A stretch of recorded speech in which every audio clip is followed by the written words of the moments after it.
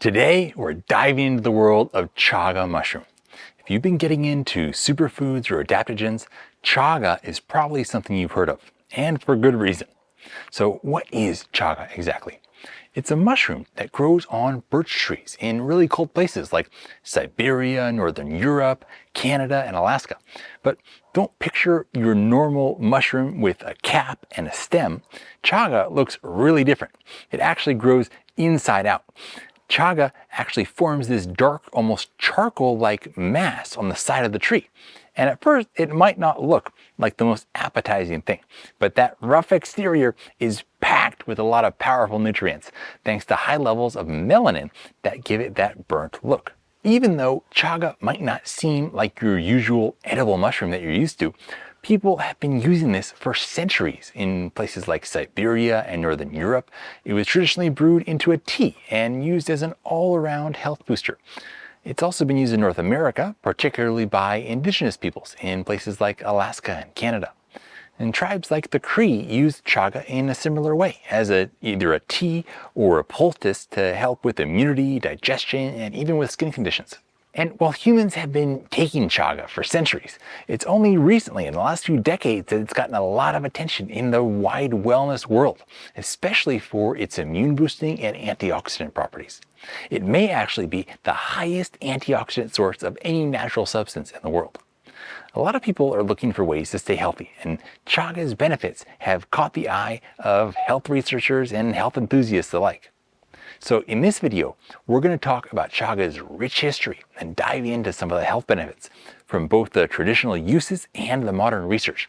And we'll even look at the sustainability of harvesting chaga from the wild and figure out whether that is actually something that can be safely done long term.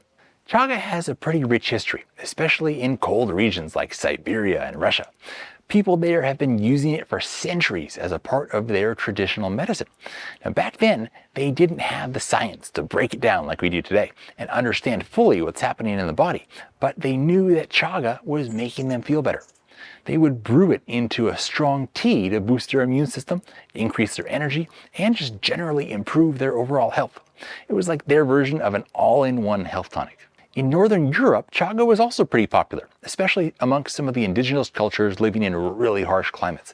Think about like Norway and Sweden, getting way up into those crazy areas. And it was used to help the body adapt to this harsh cold and to fight off infections. People relied on it for its healing properties and even applied it to the skin for wounds and irritations because of its anti-inflammatory effects. And it wasn't just on that side of the ocean. Here in North America, some indigenous groups also use chaga. You have tribes like the Cree that would use it much in the same way. They'd brew it into a tea or make poultices out of it to treat skin conditions and help with digestive issues and support general immunity. Another traditional benefit that we see with chaga was its ability to support digestive health. And people would drink chaga tea to calm their stomachs and build overall gut health and microbial biodiversity. It was especially helpful for soothing digestive issues and keeping everything moving smoothly, if you know what I mean. On top of all that, chaga was also considered an energy booster, not in the sense of a quick jolt of energy like caffeine gives, but more of a steady, sustained energy that helped people endure the day-to-day challenges of life in harsh, cold environments, which were so demanding on pretty much every element of their biology.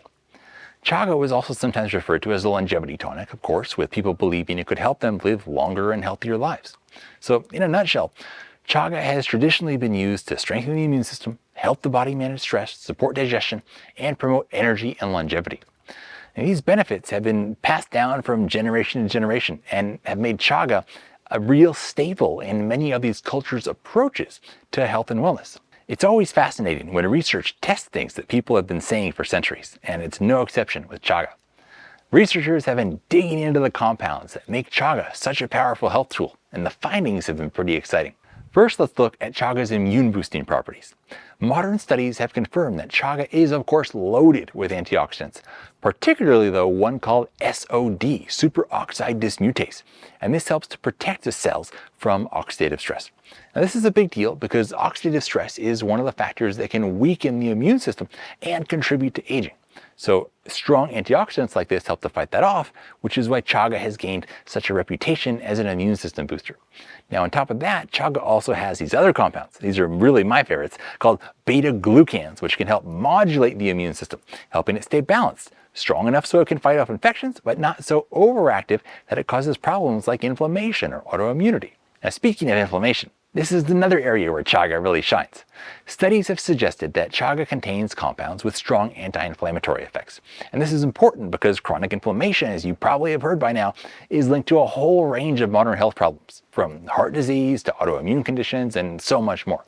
And by helping to reduce that chronic inflammation, chaga could potentially play a role in supporting overall health and helping to manage these kinds of inflammatory conditions. Now let's talk about another area of groundbreaking research, and this is one that gets a lot of attention.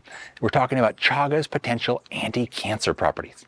Now, while more research is always going to be needed, some preliminary studies have shown that chaga could have some promising anti-tumor effects. And this is largely due to a compound in there called betulinic acid. This is something that chaga absorbs from the birch trees that it grows on. And some companies even get more betulinic acid from the tree itself and add that to the chaga product, which is pretty interesting. Now, betulinic acid has been found to cause tumor cells to self-destruct in lab studies, which is pretty amazing. And chaga also can positively impact the immune system by reducing long-term inflammation and stimulating white blood cells to fight off things like viruses and bad bacteria.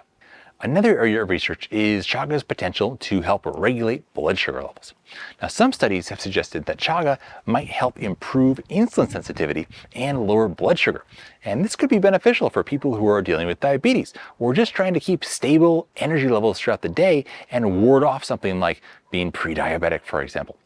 And in this study, diabetic mice who consumed chaga extracts were able to lower their blood sugar levels, improve glucose tolerance, and reduce insulin resistance. So you've really got the trifecta there. Now, chaga can also support cardiovascular health. Some research indicates that it can help to lower cholesterol levels and improve blood pressure, both of which are going to be pretty important for heart health.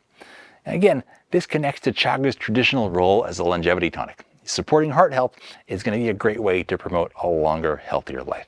Now finally, modern science is also looking into chaga's potential benefits for the skin. Remember how it's packed with melanin, that compound that gives it that dark color? Well, melanin also plays a role in protecting your skin from UV radiation and oxidative damage. And that's why people are now using chaga more and more frequently as a part of their skincare routine, either applying it topically or consuming it to support skin health from the inside out. I can tell you, for me, when I was dealing with a lot of acne in my late teen years and dealing with candida and the acne that was coming from that, consuming lots of strong chaga tea was super beneficial for me. And I also love using chaga tea as the base of a clay mask and putting that on my skin. Now, let's talk about something really important here. We know the benefits, we know they're amazing, but we got to think about sustainability as well. With the rising popularity of chaga, we have to think, can we continue to harvest this from the wild? Chaga does take years to grow, and it thrives in these cold climates, primarily on birch trees. And because it's so slow growing and its natural habitat is kind of limited, there is some concern about over-harvesting. Now, when chaga is harvested, especially for commercial purposes, the whole conch is often taken off of the tree. And the problem with that is that chaga can't regenerate once it's been completely removed. So if we're not careful, wild chaga populations could really rapidly start to decline as it gets more and more popular, which not only is going to affect the ecosystems that it's a part of, but also potentially these communities that have relied on it for generations. And this is already starting to become a little bit of an issue in some of the areas where chaga is more and more heavily harvested, specifically in Northern Europe and parts of Northern America. Now, there are ways to harvest chaga sustainably, and this is where it's important to do a little homework when you're buying chaga products. Ethical harvesters are only going to take a part of the chaga conch, and this is how the folks that we work with in Siberia to harvest chaga do it. They leave behind always enough for it to be able to continue growing, and this allows the mushroom to survive and eventually regrow. This is how you make sure that future generations can continue to benefit from the chaga growing on that particular tree. And supporting companies, of course, that practice this kind of sustainable harvesting is a great way to make sure that we're not depleting the natural chaga resources out there. All right, now let's get into how you can actually start using chaga. We're going to focus on two of the best and most effective ways to incorporate it into your routine. First, brewing chaga chunks, and secondly, using chaga extract powder. Now, brewing the chunks, this is the traditional method, and it does take a little bit more time, and it's a bit of a process, but it's totally worth it. If you've got access to wild harvested or sustainably sourced chaga chunks, you can make a rich and earthy tea that's packed with the good stuff. I'll put a link below to a tutorial video that I made on how to brew this in the most potent way. And I think there's an element of this technique that you won't have heard of anywhere else. If you're looking for a quicker and more convenient option, chaga extract powder is a fantastic alternative. So here you can just stir a half teaspoon or a teaspoon, depending on how strong you like it, into hot water for an instant chaga tea. Now, whether you're making a chaga tea the fast way like this or brewing the chunks up, adding a little bit of vanilla and a little bit of your favorite sugar-free sweetener makes it really delicious. You can also add chaga extract to your coffee, hot chocolate, smoothie, or even into baked goods. The other day I made a chocolate ice cream with chaga and reishi mushroom in there as well. Now for me, a cup of chaga with a little vanilla and a little monk fruit on a cold winter day is just amazing. Now dosage is going to vary. This is going to depend on the individual, but usually you're looking around 1 to 2 grams per day. And chaga is safe for most people, but if you have specific health conditions or you take medications, it's always a good idea to consult with a functional medicine doctor who's going to be familiar with your health and with chaga before diving in. For example, there's some evidence that chaga may have a similar mechanism of action to blood thinners and diabetic medications. So if you're taking one of those, you'd want to be working closely with a doctor to make sure that, okay, your blood's thinned to a certain level, but then are you not going to thin it out too much by taking chaga? So maybe you have to reassess the amount of the blood thinner or the diabetic medication that you're taking. Now, if you tried chaga before, let me know down in the comments what your experience has been like. Now, before you go, here's a link to a video that I think you'd enjoy watching next, and here's one the YouTube algorithm thinks you'd enjoy. And there's a link to our website if you want to try chaga in our beauty chocolate. Have an amazing day, and I look forward to seeing you all again next time.